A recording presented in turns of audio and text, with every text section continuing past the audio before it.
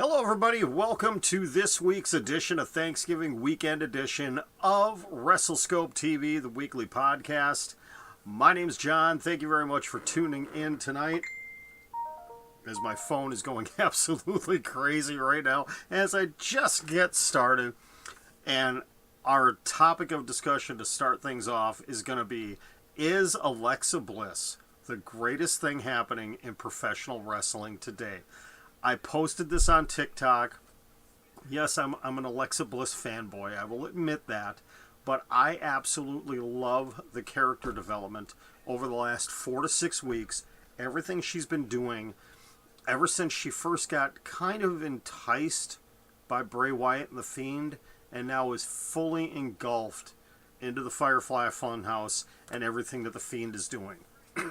I personally think right now, in the big scope of things in professional wrestling, Alexa Bliss is right up there with Roman Reigns. I think they are the... And see, I've got to be careful. I'm suffering from Ollie Davis syndrome right now because I have my Echo Show right next to me here. And when I say Miss Bliss's first name, it goes off. So I haven't quite figured out how to silence this. So, I will call her Sister Bliss. I will call her Sister Bliss for the rest of the night, just to get away from that. But, before we get started with all of that, again, check it out here. If you are just finding me on accident here on YouTube, hey, come check me out on TikTok, on Twitter, and on Instagram. It's all right here. I post a ton on TikTok. Been kind of a quiet week. Had some things going on in personal life that have gone away from it. And also, look down here. We have a new button. There we go. Subscribe. If you like what I'm doing here, please subscribe to the channel. Would greatly appreciate it. For those of you listening to the podcast, as this is getting recorded for podcast form, please check out my bio on wherever you're listening to this podcast, and you can find me on all these different social media platforms. So let's go ahead and talk about Little Miss Bliss, Sister Bliss, and the character development and why I personally think she is right up there. She's actually right up there with Roman Reigns as the best characters in professional wrestling right now. You never know what to expect from her. You could see both different sides. The picture you see right here was her match this past Monday night against Nikki Cross on Raw. And you saw multiple different levels of emotion from Bliss in this match, where it was kind of the evil Fiend-led Bliss. And then all of a sudden, as Nikki Cross is getting in offense, she starts crying. And you start seeing the old Alexa Bliss. I have to whisper it now. And she starts crying and like, I don't know what's going on. I don't know what's happening to me. Nikki, help me, help me, help me. And then all of a sudden she gets her sister Abigail, boom, and we see this at the very end. Love what happened on Monday night with that. Obviously the week before when you had Drew versus Randy for the title, and she was out, just everything going on right now with Alexa Bliss is just absolutely wonderful. Hey, it didn't go off this time. And it's just a nice addition to what's happening with Bray Wyatt and the Fiend, because you don't need to have the Fiend at the forefront when you have a partner like Little Miss Bliss, Sister Bliss out there. And there's multiple different things that can be happening here. She can be involved. You know she's going to be heavily involved in this upcoming match that we know is coming between the Fiend and Randy, Randy Orton. Oh my goodness. Gotta hit up some G Fuel. No, they're not a sponsor. G Fuel, I want you to be a sponsor. We got the Tropical Rain. Let me get a swallow of that real quick. You know she's going to be involved with everything happening with Randy Orton. And I can't wait for the promos. This Monday night, tomorrow night, is going to be fantastic because you've got a moment of bliss with Randy Orton as the guest. Randy has shown his promo work this year has been absolutely fantastic.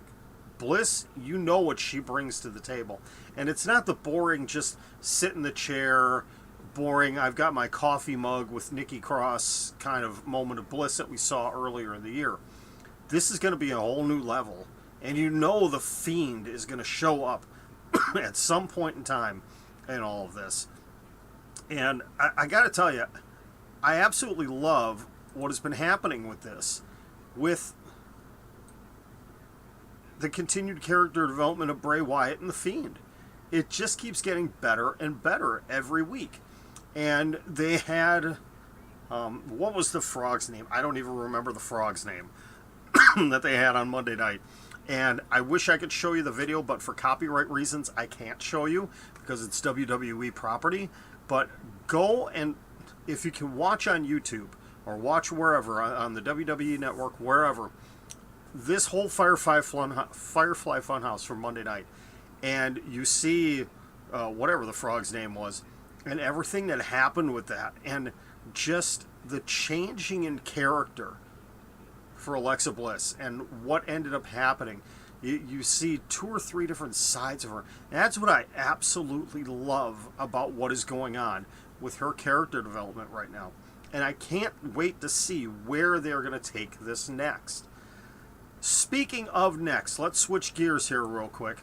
And we're going to jump over to what I thought was probably one of the best main event segments, one of the best endings to a WWE show in quite a while. And it was this. It was Jey Uso versus Kevin Owens. And this has been building for weeks. KO's been kind of stuck in a almost like a neutral position almost this entire year. Ever since the pandemic started and everything changed, where they haven't had fans. He was off TV for a little while. Now he's back. And all of a sudden, yes, Salome. Yes, Salome. Yes, she is the best thing in professional wrestling. And yes, you can, if you're on YouTube right now, you can throw in the chats. I will try getting to them as best as I can here. But Roman Reigns, the other top-level character for the last, a couple of months now, and it went to a whole new level with Kevin Owens. I knew Kevin Owens versus Jey Uso was going to be an intriguing match. It was going to be a really good match because you've got 2 great athletes. And Kevin Owens is just a fantastic wrestler. He is, for a bigger guy, the things that he can do. But it was the end of this match.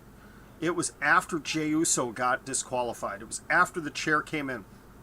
And it looked like, oh no, it's going to be another Jey Uso beatdown with the chair and everything. But KO comes back.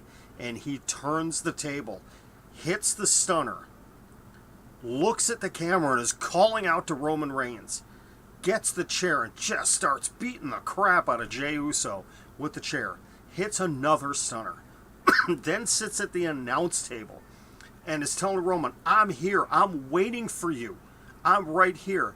And one of the best moments of that ending segment, when he grabbed the chair and he sat at the head of the announce table. Oh my goodness. And then you see it right here in this picture, getting right up to the camera, talking to Roman Reigns and saying, I don't respect you. I'm here waiting for you. And you've got Paul Heyman in the background. Doesn't say a word. Is just sitting there.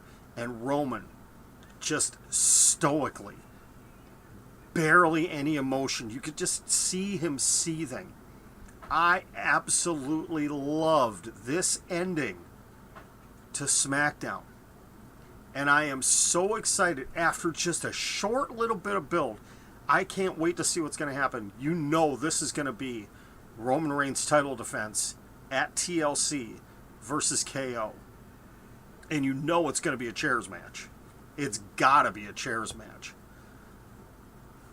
We've got a couple more weeks. I think we've got 2.5.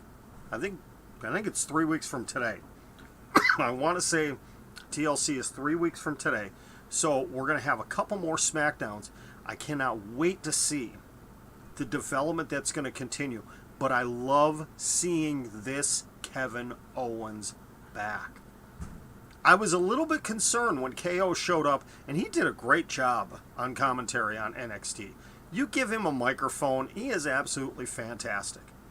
Now, I was worried that this was going to lead to, KO is going to go back to NXT, which would be fine. Would be absolutely fine. But you've got him in the main event picture, and a title shot. Maybe it's just a one-off. It could just be a singular title shot for right now against Roman Reigns. But I love it. And based off what I saw Friday night, I can't wait to see what's going to happen. Now, conversely with this whole thing, though, the one thing that's getting a little tired and a little boring is the Roman Reigns, I'm disappointed in you, Jey. If they're disrespecting you, that means they're disrespecting me.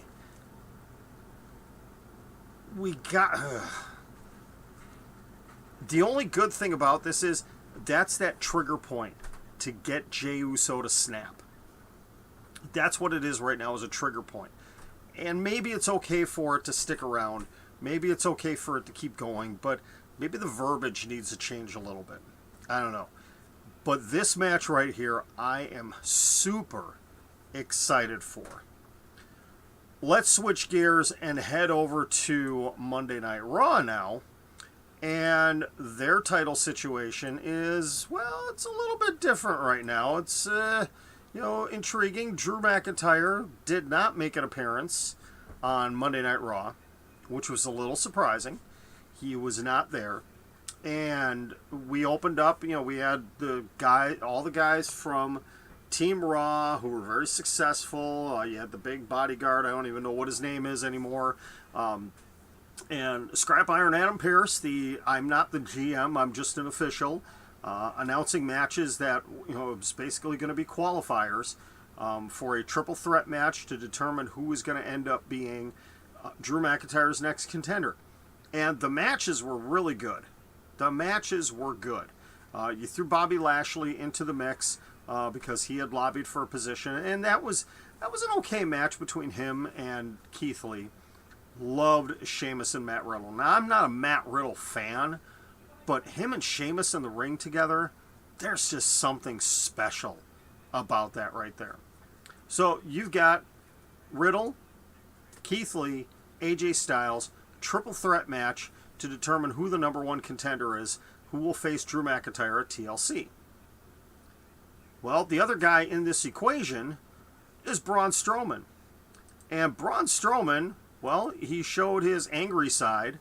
He got very upset with comments that were made, maybe taken out of context by Adam Pearce. When he said, last but not least, well, Braun snapped, headbutted Adam Pearce, ended up getting suspended. Dave Meltzer of Wrestling Observer Radio is reporting that Braun is dealing with a knee injury. He's the only one, as far as I have seen, that is reporting this right now. So the plan actually was for Braun Strowman to face Drew McIntyre at TLC. This triple threat match is the backup. That if Braun is not ready to go, they will have somebody ready to go. And that's why they played this whole suspension angle, because they want to take Braun off of TV probably for 2 weeks. He probably will not be around tomorrow night on Monday Night Raw.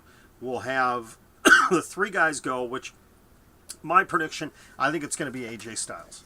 I think it's going to be AJ Styles, though. I wouldn't mind seeing Keith Lee, but right now, I don't think it's Keith Lee's time. If Braun Strowman can't go, your big marquee match, if you were selling tickets to get butts in seats, it would be AJ Styles versus Drew McIntyre. Maybe not so much for a TLC match, though, or a TLC card. But right now, in the short term, that would be the direction I would go.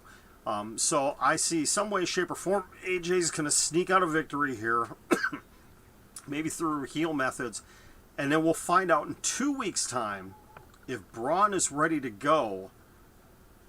Maybe it's AJ versus Braun for that title shot, though I don't see AJ just openly and willingly coming out and saying, oh, yeah, I'll defend my title shot against you, Braun. Or it's Braun is going to come out and is just going to beat the living crap out of AJ Styles, take him out, and he's going to scream and yell at Adam Pearce like, I took out your number one contender, it should be me, it should be me. And then Adam will come out and say, all right, it's you. Or Drew McIntyre comes out and, whatever's happening. Actually, the only reason I think there could be an issue with this, where I could be wrong, is AJ's bodyguard. Because if AJ is getting beat down, this guy's going to get involved somehow. This gigantic man is going to get involved somehow. So maybe it won't be AJ Styles. Then I'd end up having to go. I don't think Riddle's ready yet either. I don't think it would be Riddle, and I don't think it would be Keith. I'm still going to stick with AJ Styles on this. But in 2 weeks' time, again, if Braun's knee is okay and they think he can go in 3 weeks for TLC, in 2 weeks' time, it'll be Braun coming out. He will be destroying AJ. Somehow the bodyguard will be out of the equation, and Drew will come out, and Drew will be the one to actually save AJ Styles. Braun, the way I would book it, Braun somehow takes out the big guy, gets him buried under something, whatever.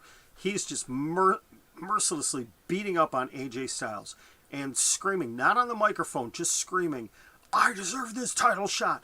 You're going to give me this title shot or I'm going to break him in half. And just keep going and going and going. And Drew finally comes out and confronts him. Says, fine, you want the shot? You get the shot. And Braun continues to beat on AJ, and then he knocks out Drew McIntyre. And you have Braun Strowman standing tall in 2 weeks. That's what I would do personally. A lot of this is all depend right now on what ends up happening with Braun Strowman and his knee injury, if it is a legit knee injury or not. All right, one other thing I want to talk about real quick. I'm going to keep this one short today, just because I have been gone, and I missed out on quite a bit of stuff here.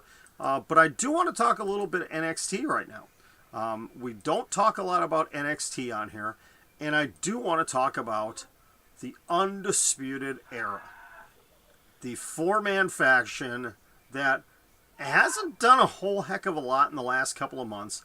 Adam Cole lost the NXT Championship. You had O'Reilly and Fish lose the tag team titles. Actually, it was Roddy and Fish lose the tag team titles. Kyle O'Reilly losing what was just an unbelievable, definitely a match of the year contender match against Finn Balor. And now they're in a fight with, I don't even know what they're calling him. What are they calling Pat McAfee's faction? Pat McAfee is like that, just that cockroach that won't go away. And that's what Pat McAfee is a cockroach, okay? I don't like this guy. I'm not just talking about his character in NXT. I've watched maybe a half an hour of his show. And he is just, and maybe it's the way he builds himself up. He is such a smug, arrogant character. I just can't stand it. He is a modern-day Jim Rome ripoff, essentially. And if you know who Jim Rome is, he long-time sports radio host, has been on television, radio for 2 decades now, has done a lot of stuff. You either love him or you hate him. And that's where Pat McAfee falls in. I can't stand this guy.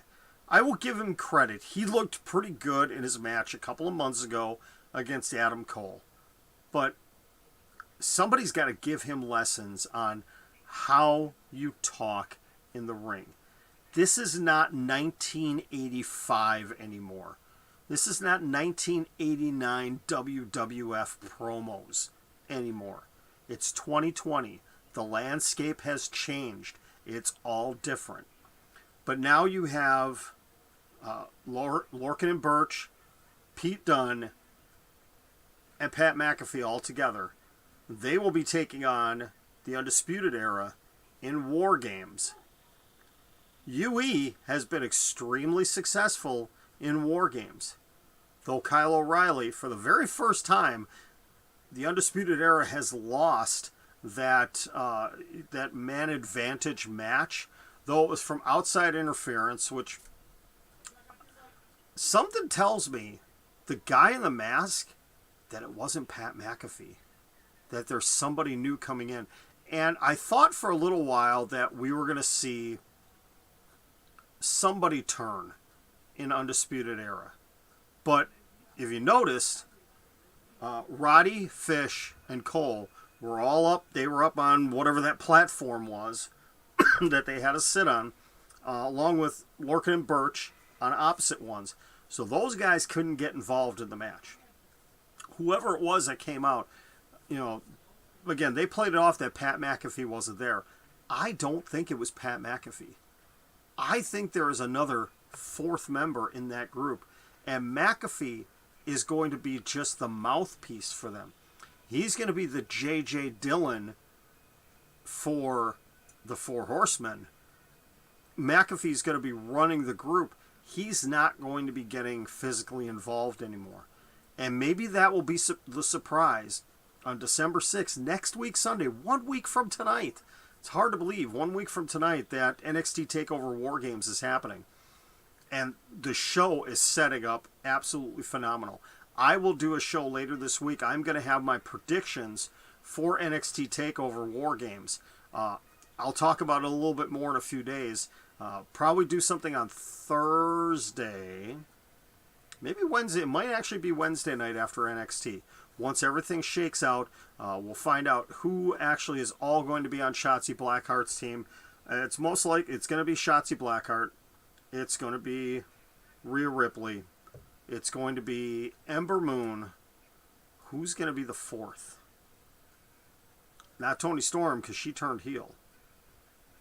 Who's going to be the number 4 in that group? Could it be, because she doesn't have a match, could it be the NXT Women's Champion, Io Shirai? You've got the triple threat, Damian Priest, Johnny Gargano, and who the heck, I hate to say it, I can't even, I want to say Leo Rush. It's not Leo Rush. Whoever the North American champion, I can't remember his name. Oh my goodness. Great athlete though. That's going to be an entertaining match. You've got Cameron Grimes and, God, the other guy, I'm forgetting his name now. Boy, I feel stupid. I feel Dexter Lumis in a strap match. And I thought they had announced one other match as well. It's going to be a good card. I think it's going to be a 5-match card. The War Games matches are going to take up probably 90 minutes of the show, which is perfect. So if you go 2.5 hours, you've got 90 minutes for that. You let the triple threat go. That could go 20 minutes easily. It's going to be a good show. Sadly, I'm not going to get to watch it live. I'm going to end up watching it on delay because, well, I have a family obligation that evening. It's December. When you have children, there's Christmas programs going on and everything. And we've got our kids' Christmas program that night. Okay, let me gripe on something real quick here.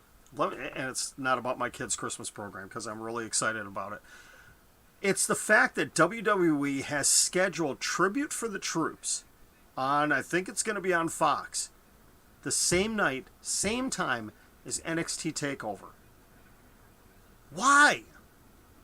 Unless this was a request from Fox specifically, why not do it on December 13th? Why not push it to December 13th? Why do you have to have it go head-to-head with NXT TakeOver? I'm sorry, as a wrestling fan, I'll DVR Tribute for the Troops because those matches aren't going to matter anything when it comes to storylines. They never do. It's just kind of an entertaining thing that they recorded in advance, before whatever. But why air it on the same night as NXT TakeOver? I just don't get that. It confuses me. It really does. I'm telling you, G Fuel, I know you guys do stuff for Let me get it right. Let's get the label right. There we go. Wrestling. You need to get involved in wrestling. And jump in on my channel. Get in early. You know, it's like buying Apple stock early. You know, you buy it at $1 a share in 1980 and you're a billionaire. Okay? Same thing with Amazon or anything else. Get in early on WrestleScope. And we're gonna take you to the moon, baby, as Cameron Grimes would say. All right. Thank you very much for tuning in. Thank you for the live viewers. Greatly appreciate it. If you're watching on replay, again, please check out my channel. Check me out on TikTok, Twitter, and Instagram. For those of you listening to the podcast, thank you very much. Also, my link tree is attached on all of my social media. I have a Patreon account. Not really doing anything with Patreon quite yet. The plan right now is January 1st. To really start making a push on Patreon. I'm going to be putting some exclusive content on there. Going to be putting some different reward levels and whatnot on Patreon. So that's going to be coming after January 1st. May throw something special on there just to kind of get things going for subscribers. But would greatly appreciate you coming to check me out on different social media. If you're following me, also if you are listening to this on whatever podcast platform it is, if it's Apple, if it's Amazon, if it's iHeartRadio, Buzzsprout, wherever it may be, send me a message on one of my social medias and let me know where you're listening. I'd like to know where people are listening. I can see the analytics, but it's always nice to hear from people. And I'll tell you, my TikTok fans, you guys have been great with the comments and the suggestions and the questions and everything else. I'm hoping, my plan right now as I'm laying things out is going into 2021, we're going to ramp things up here. We're going to ramp things up with this channel. It's still in its infancy. It's still a baby. We're still growing it and figuring things out. I'm still figuring out OBS Studio, which I'm using here, and having some fun with it. But we're building it. It's a slow build, and I'm happy that we have so many people coming along with this. And hopefully we'll be able to add some people into this whole mix too, where it's not just John. We can have some other people in here as well. Thank you very much again for tuning in. I'm excited to see where Raw is going to go tomorrow night. We'll see how they play up this whole Braun Strowman thing, the triple threat match, and whatever else may be coming. And oh, yeah. I just want to see what they're going to do. I got to put her picture up one more time here, just to close out the show. I got to see what they're going to do with Alexa Bliss this week. Because I know it's going to be great. A Moment of Bliss is going to be absolutely fantastic.